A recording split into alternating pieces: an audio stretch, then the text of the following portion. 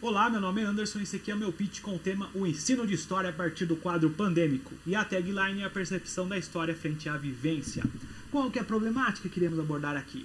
Diante da construção de uma identidade histórico-social, tendo em vista um grande acontecimento, no nosso caso, a pandemia de coronavírus, é possível avaliar que a percepção das pessoas da escrita da história é realizada em cima de dois elementos principais.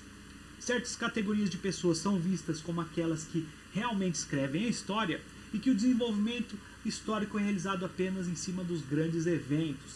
Desse modo, nós excluímos dois elementos muito importantes de nossa análise, que são a população comum e o próprio cotidiano. Um exemplo de como isso acontece é esse tweet aqui que viralizou. Nossos bisavós encararam a Primeira Guerra Mundial e a gripe espanhola.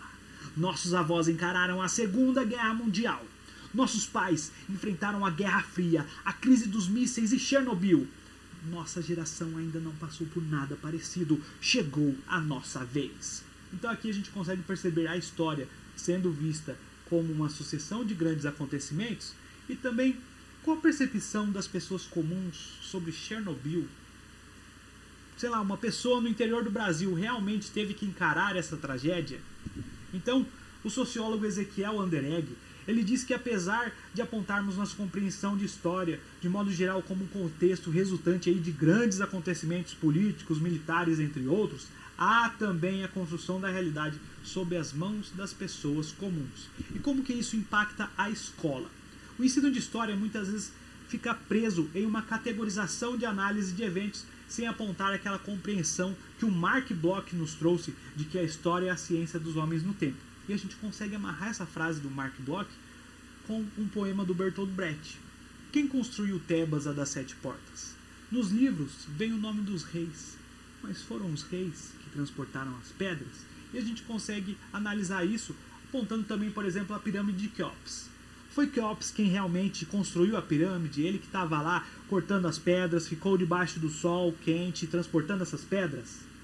Então, aqui nós temos um exemplo de como ocorre essa exclusão das pessoas comuns da história.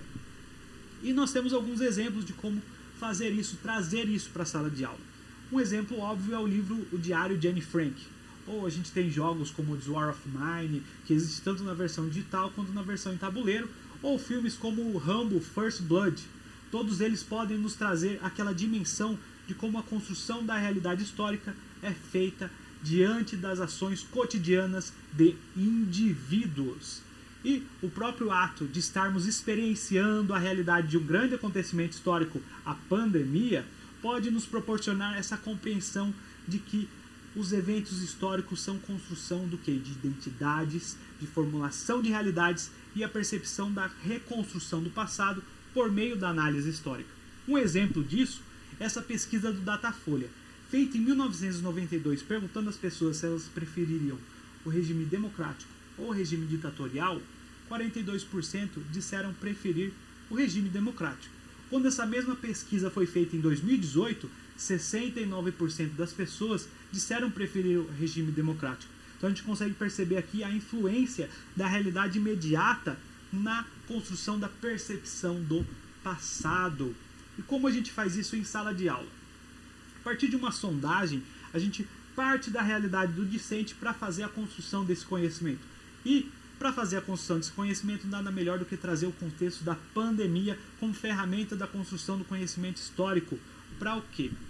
A gente tem a questão das metodologias ativas. Nesse caso, a gente consegue pensar no aluno como sujeito do conhecimento e protagonista. E sendo nós, nesse momento, protagonistas de um evento histórico, nós podemos trazer a realidade imediata que estamos vivenciando para fazer essa análise e resgatar tanto a vida das pessoas comuns quanto o cotidiano para a nossa análise histórica e proporcionar assim uma melhor percepção e compreensão da história como a ciência dos homens no tempo. É isso e muito obrigado.